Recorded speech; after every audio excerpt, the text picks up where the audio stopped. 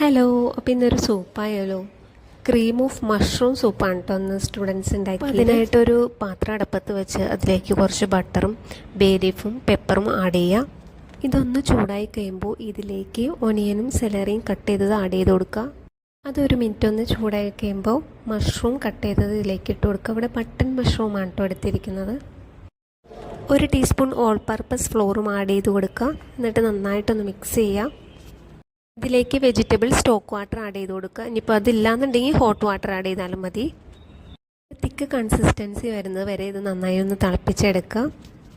എന്നിട്ട് ആ bay leaf മാറ്റിയതിന് ശേഷം നന്നായിട്ടൊന്ന് ബ്ലെൻഡ് ചെയ്തെടുക്കുക. ഇപ്പോൾ സൂപ്പ് റെഡിയായി. അല്പം ക്രീമും കൂടി ആഡ് ചെയ്ത് കൊടുക്കുക. ഹലോ, അപ്പോൾ ഇന്നൊരു സൂപ്പായാലോ?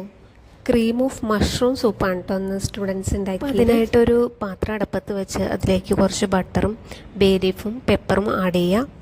ഇതൊന്ന് ചൂടായി കഴിയുമ്പോൾ ഇതിലേക്ക് ഒനിയനും സെലറിയും കട്ട് ചെയ്തത് ആഡ് ചെയ്ത് കൊടുക്കുക.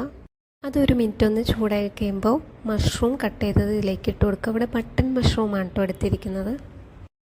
ഒരു ടീസ്പൂൺ ഓൾ പർപ്പസ് ഫ്ലോറും ആഡ് ചെയ്ത് കൊടുക്കുക. എന്നിട്ട് നന്നായിട്ടൊന്ന് മിക്സ് ചെയ്യുക.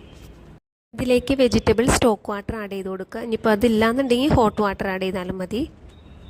തിക്ക് കൺസിസ്റ്റൻസി വരുന്നത് വരെ ഇത് നന്നായി ഒന്ന് തിളപ്പിച്ചെടുക്കുക. എന്നിട്ട് ആ ബേ ലീഫ് മാറ്റിയതിന് ശേഷം നന്നായിട്ടൊന്ന് ബ്ലെൻഡ് ചെയ്തെടുക്കുക. ഇപ്പോൾ സൂപ്പ് റെഡിയായി. അല്പം ക്രീമും കൂടി ആഡ് ചെയ്ത് കൊടുക്കുക.